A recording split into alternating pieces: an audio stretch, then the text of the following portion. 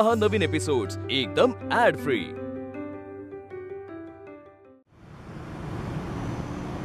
कशी घालायचीच घडी? काय झालं आई, काय हवंय? मला घडीच नाही घालता येते। मग मी घालते ना घडी, तुम्ही कशाला त्रास करून घेताय? त्रासाचं काय ग? त्रास झाला मला, कसला त्रास झालाय ग? त्रास तर तुला झालाय ना। 2 दिवस माझा लेक त्या रमेशच्या मागे धावत होता, तर तुला त्रास झाला असेल। काय बरं आहे का? हो बरे आहेत ते आता बराच असणार।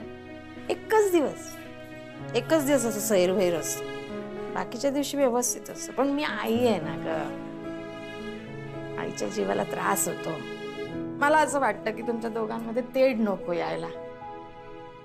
आता कुठे तुमचं चांगलं होऊ लागलं होतं, तर मध्येच हा दिवस आला। परत माझा लेक तर रमेमध्ये रमला।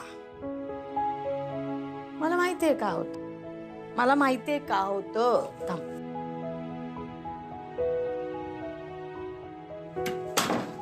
का होतं माहितीये? तो भिंतीवर एवढा मोठा फोटो लावून ठेवलाय ना रमेचा, त्याच्यामुळे। हो ग, त्या फोटोमुळे राघव रमेतून बाहेरच पडायला तयार नाहीये। आनंदी, आजचा दिवस चांगला आहे। काल जे झालं ते झालं, ते विसरून जाऊ। पण आज आपण तो फोटो काढून टाकू। हे बघ, पुढच्या वर्षी मला राघव या अवस्थेत नकोय बाळा। राघवला आठवण सुद्धा नाही आली पाहिजे रमेश। तुझं ऐकतं ना तो, म्हणजे तुला तो नाही म्हणणार नाही। ती जी फ्रेम आहे ना, ती फ्रेम सगळा घोटाळा करते। ती फ्रेम काढली की सगळं व्यवस्थित होणार बघ। ऐक तू माझं।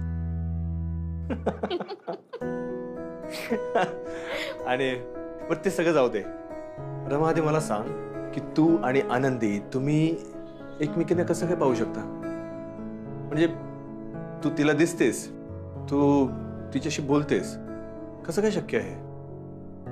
मला तुला बघायचंय, मला तुला पाहायचंय, तू कशी दिसतेस, कशी आहेस रमा?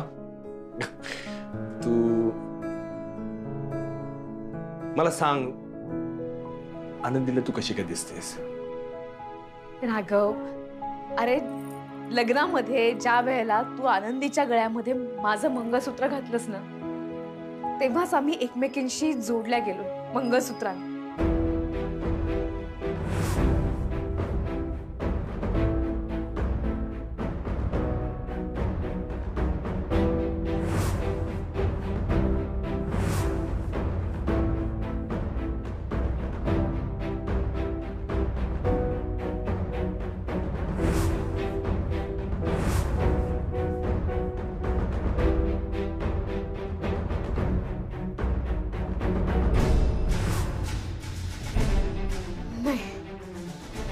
जर समजा राघवला कळलं की मी त्याला आनंदीच्या प्रेमात पडताना पाहिलंय, त्याला खूप वाईट वाटेल आणि तो स्वतःला कधीच माफ नाही करू शकणार।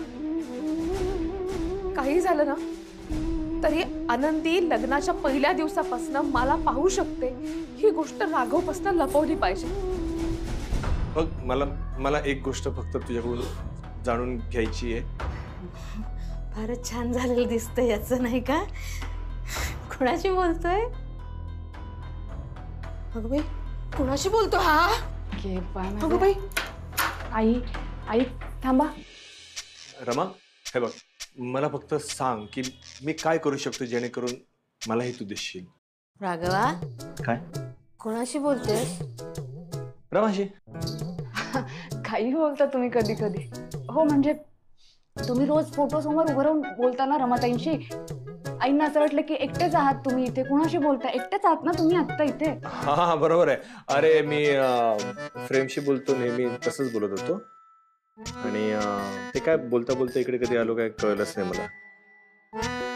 तू बाहेर का आली? बस कर आता ते फ्रेमशी फोटोशी बोलणं बस कर बाळा। रमा आपल्यात नाही आहे सोन्या। आई, रमा ही इथेच। अहो, काय बोलताय तुम्ही? आई अगदी सहज बोलताय ते, सहज। सहज वगैरे काही नाही, कळतंय मला। मी तुला 1000 वेळा सांगण्याचा प्रयत्न केला राघवा, नको ना रे, नको ना, काढून टाक ना डोक्यातून.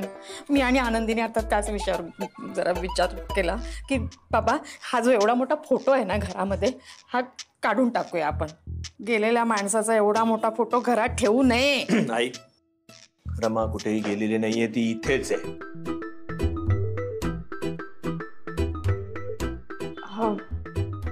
आई, ते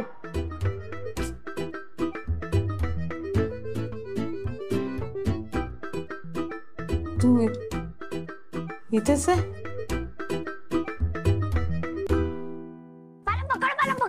ए, पकड काय? अगं थांब. चिंगी ऐक, शाळेत जायची वेळ आहे. थांब, आता खेळायचं नाही. थांब ना, बघू दे. ड्रॉइंग बुक्स घेत. हा, ड्रॉइंग बुक घेतलं. सगळे बुक्स घेतलेस ना तू? हो घेतले बाबा. आईला कळलं पाहिजे ना, बाबा चिंगीला अगदी वेळ तयार करतो ते. नाही नाही, जा आता आईला टाटा करून ये जा.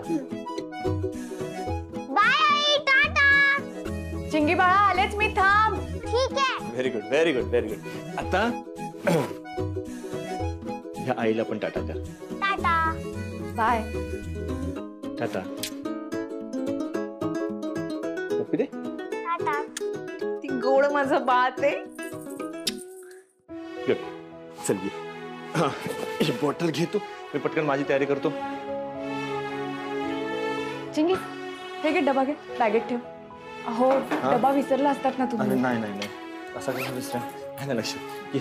अरे मोबाईल मोबाईल. दादा, काय ग? दादा, मला थोडे पैसे हवे होते. किती हवेत सांग ना. जास्त नाही, थोडेच हवेत. 100-200. एवढं काय?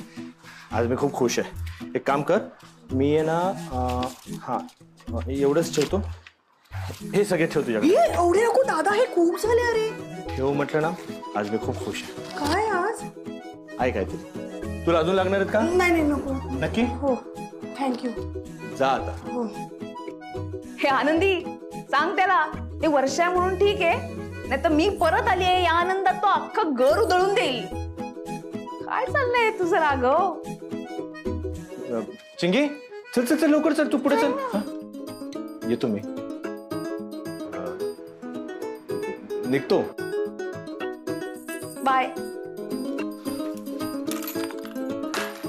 हळू. अहो तुम्ही असं सगळ्यांसमोर रमाताईंशी बोलत नका जाऊ. नाही म्हणजे आपल्याला खूप काळजी घ्यावी लागणार आहे. सांभाळून बोलावं लागेल त्यांच्याशी.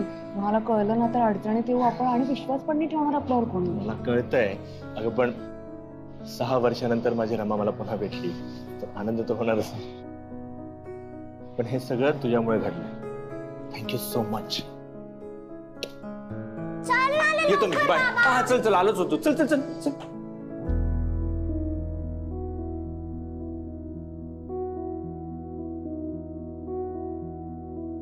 प्रेम नेमकं माझ्यावर आलेलं की रमाताईंवर?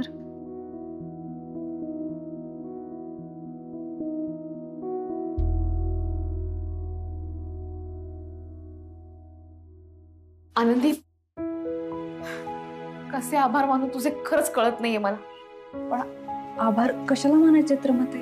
कारण तुझ्यामुळे मला माझं अस्तित्व परत मिळालंय. माझ्या राघवला कळलंय की मी आहे. इतके दिवस तो फक्त माझ्या फ्रेम समोर उभं राहायचा आणि माझ्याशी बोलायचा. आता तो वाट पाहतो मी त्याच्याशी बोलण्याची. हीच तर स्वप्न होती माझी माझ्या संसाराकडनं. माझं घर असावं, घरातल्या सगळ्यांनी माझ्यावरती प्रेम करावं, सगळ्यांनी ते प्रेम उपभोगावं असं वाटायचं मला. आणि तू मला ओळख करून दिली माझ्या अस्तित्वाची. नाहीतर हे सगळं सोडून मी निघून चालले होते. आनंदी, तुझ्यासारखी निस्वार्थी बाई मी कुठेच पाहिली नाही. दुसरी कोणी असती ना अशी सहजासहजी माझी राघवशी भेट घडवून आणून दिली नसती. पण मी भाग्यवान आहे, मला तुझ्यासारखी सवत मिळाली. तुझ्यामुळे हे सगळं मला परत मिळालंय. थँक्यू, थँक्यू आनंदी.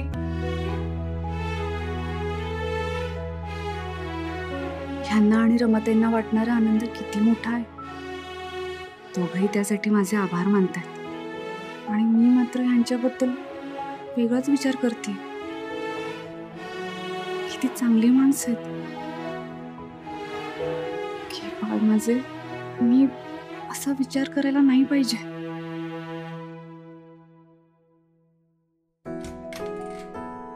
आनंदी, आनंदी, हे परत आले वाटतं.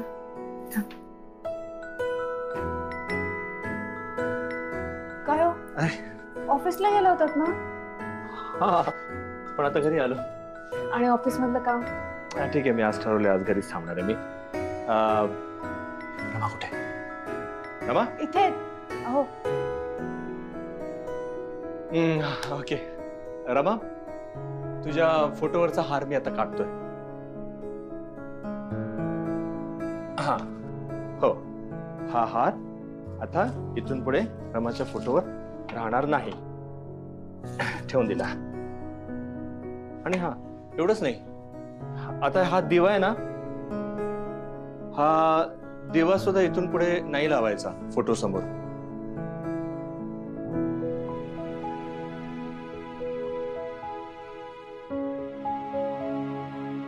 हे बघ, आपल्यातून निघून गेलेल्या माणसांच्या फोटो समोर हे हार दिवा वगैरे ठेवतात, पण रमा तर आपल्यातच आहे.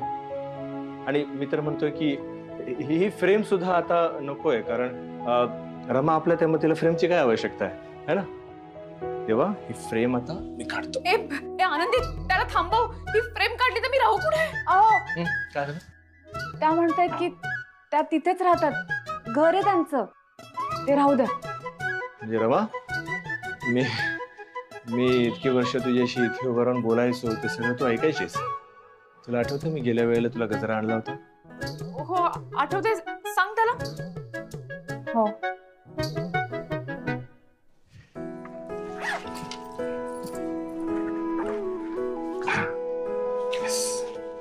यावेळी आणलाय मी. आनंदी, तुला माहितीये, रमाला जुईचा गजरा खूप आवडतो. तेव्हा इथून पुढे रोज फोटो समोर फक्त गजरा लागला.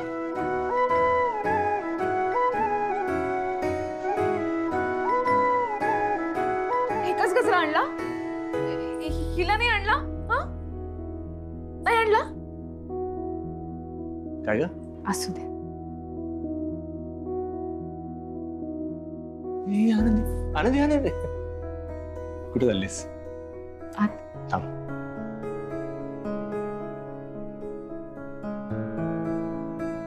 तुला काय वाटलं मी एकच गजरा आणलाय? तुझ्यासाठी नाही आणणार मी.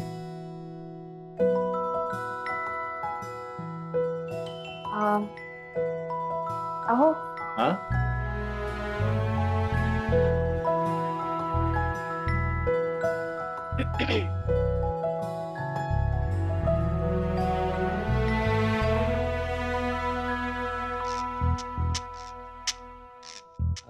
आनंदी, मला ना हे गजरा मारता येत नाहीये, तर तूच मार ना गजरा.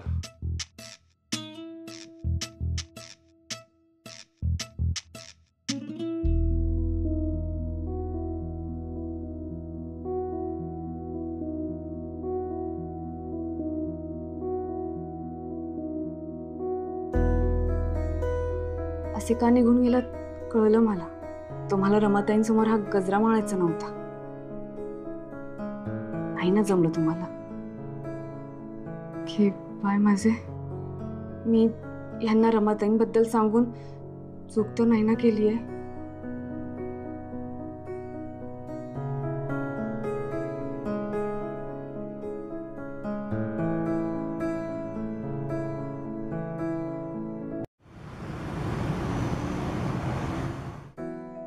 वर्षाताई, हा, थँक्यू. अहो हा डब्बा आणि पोहे घ्या, गरम गरम केले तोवर खाऊन घ्या, नाही तर थंड होतील. आणि हे काय, ऑफिसला उशिरा जायचंय का? सांगितलंय तसं तुम्ही त्यांना? मग ऑफिसला नाही जायचंय का? काय नाही जायचं. आनंदी, आजकाल जरा जास्तच दांड्या व्हायला लागल्यात ना दादाच्या ऑफिसला. ऑफिसमध्ये मन रमत नाही वाटतं. वर्षा, हा, नेल पेंट लावतेस का? नीट लाव, नखांनाच लाव. हो. अहो पण ऑफिसला जायला हवं ना, असं कसं? रमा आहे का तिकडे?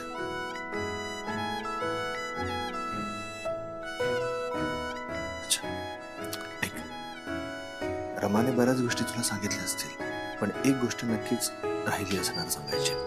रमा ना विशिष्ट प्रकारचे पोहे बनवायचे, दडपे पोहे. ते तिलाच बनवता यायचे, बाकी इतर कोणाला कधीच नाही आले ते. पण आता संधी आहे, तेव्हा तू रमाला विचार, तिच्याकडून शिकून घे आणि ते दडपे पोहे ती बनवायची अगदी जसे तसे बनवून दे मला. रमाताई, ऐकलंय सगळं. त्याला विचार, जसेच्या तसे पोहे बनवून दिले, तुला रेसिपी सांगितली, तर त्याच्या बदल्यात तो मला काय देणार? ती काय म्हणते? त्या म्हणतायत की बनवते मी पोहे, तुम्ही मला काय देणार असं विचारताय. अरे तू मागशील ते देईन, पण ते पोहे ती जशी बनवायची तसेच झाले पाहिजे. तसेच पोहे होतील, जसेच्या तसे. त्याला काय वाटतंय, 6 वर्षात मी काही स्वयंपाक विसरले? चल. काय म्हणाली? निघाले त्या पोहे बनवायला. हे ना, हे तू फ्रीज मध्ये ठेव, मी उद्या खाईन. हे आजपर्यंत शिळं खायला नाही दिलं मी तुम्हाला कधी.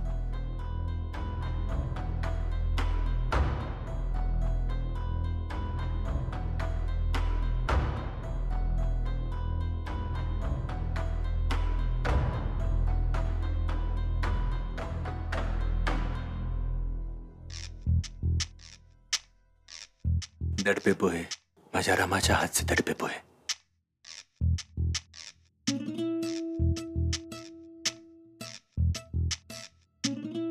दडपे पोहे. आनंदी, काय हे? दडपे पोह्यांसाठी पातळ पोहे लागतात, जाड पोहे नाही. रमाताई, पातळ पोहेच आहेत. पातळ पोहे? हा, पातळ पोहे. ठीक आहे. ए थांब, काय चाललंय तुझं? किती जाड चिरतेस कांदा. अजून बारीक हवाय? खूप बारीक हवाय. हे बघ आनंदी, असा ना तांदळाच्या दाण्यासारखा दिसला पाहिजे कांदा. चिर, नीट चिर, चकचक चकचक चिर अशी. हा, व्यवस्थित एकदम बराबर चिरायचा ग. किती हळूहळू चिरतेस. हळू, ते बोट सांभाळ. हा, हे बघ काय करायचं, कांदा असा ठेवायचा आणि तो असा कापायचा. मग नंतर आडवा केल्यानंतर कच कच कच कच असं करायचं. मग परत आडवा करायचा आणि मग आडवा केला ना कांदा की मग नंतर पुन्हा कापायचा. असं कळलं? म्हणजे त्याचे छोटे छोटे छोटे छोटे असे बारीक बारीक बारीक तुकडे होतात आणि ते छोटेसे बारीक तुकडे असे दडप्या पोह्यांमध्ये घालायचे. कळतंय का तुला? अशीच कोथिंबीर पण चिरायची, पण कांदा आधी चिर. नाहीतर डोळ्यातनं पाणी येत असेल ना, तर ते साल आहे ना ते डोक्यावरती ठेव, म्हणजे डोळ्यातनं पाणी येणार नाही. कळतंय का तुला? Very good, perfect. हा, बस झालं आता. आनंदी, खोबरं नीट खवायचं, छान खवायचं एकदम. काय बोलताय तुम्ही? काय बोलतेय मी? हे जमणार नाही का मला? अहो कोकणातली आहे मी, आमच्या जेवणात खोबरं असतंच. आता वेगळं कसं खावायचं? आनंदी, हा, तू किती मोठ्याने बोलतेस. तूच मला सांगतेस ना की आई आणि वर्षाला खाऊ द्यायचं नाहीये ते. नाही, तू इतकं मोठ्याने बोलत कसं होणार? हा, आणि हे बघ, रमाला किचन मधला खूप अनुभव आहे, तेव्हा रमा जे सांगेल ना ते तू ऐक. हा,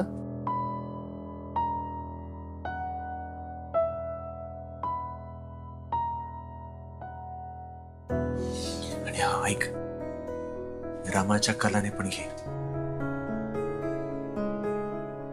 आनंदी, मी आता पटकन जाऊन येतो. रमा, हा, मी जाऊन येतो.